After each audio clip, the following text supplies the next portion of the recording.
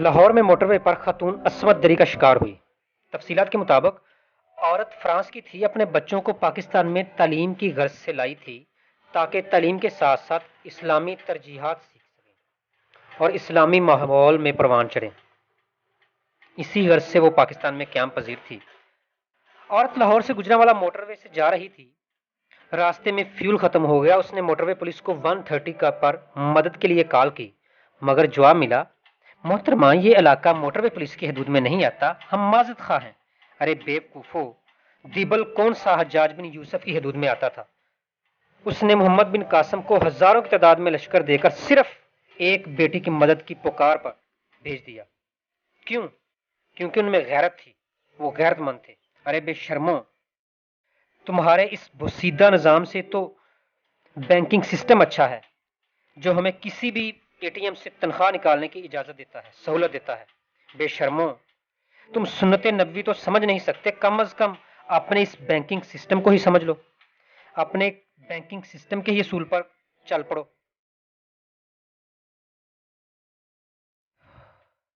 کیا تمہاری عزت کو کوئی بازار میں تار تار کرے گا تو تم حدود کا تعین کرو گے؟ ہمارے حکومتی انتظامات اور سیکیورٹی سسٹم کا جنازہ تو اسی وقت ہی نکل گیا تھا جب ایک لاچار خاتون کو اسلامی ریاست کے ادارے مدد کی درخواست پر کلین چٹ دے رہے تھے۔ ہم معذرت خواہ ہیں، ہم ایک حوا کی بیٹی کی عزت کی خاطر 10-20 کلومیٹر کا فاصلہ نہیں طے کر سکتے۔ ڈوب مرو چاہ لو بے حصو۔ ارے پھر سی پی او صاحب کا بیان دیکھیں، سی پی او لاہور صاحب کیا کہتے ہیں کہ ایک اکیلی لڑکی کو اتنی رات کو آنے کی کیا ضرورت تھی؟ اس کو نکلنے سے پہلے فیول چیک کر لینا چاہیے تھا۔ یعنی قاتل کی یہ دلیل منصف نے مان لی کہ مقتول خود گرا تھا خنجر کی نوک پر۔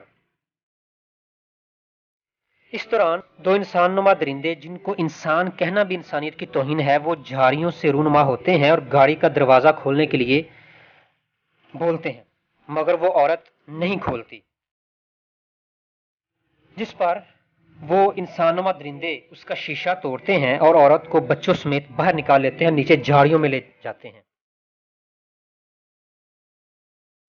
انہوں نے بچوں کے سامنے انسانیت کی خوب دھجیاں اڑائیں، خوب روندا گیا پاکستان کے بوسیدہ نظام کو، بوسیدہ سیکیورٹی سسٹم کو،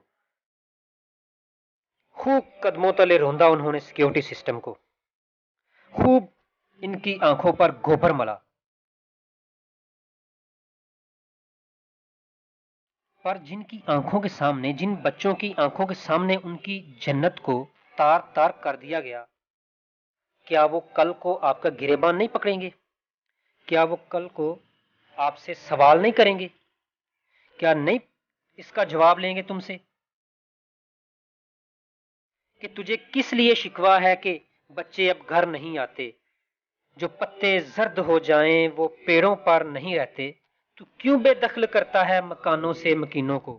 وہ دہشت گرد بن جاتے ہیں جن کے گھر نہیں رہتے، وہ دہشت گرد بن جاتے ہیں جن کے گھر نہیں رہتے۔ آخر کب تک میری ماں بیٹی کی عزت اس طرح سڑکوں پر نیلام ہوتی رہے گی؟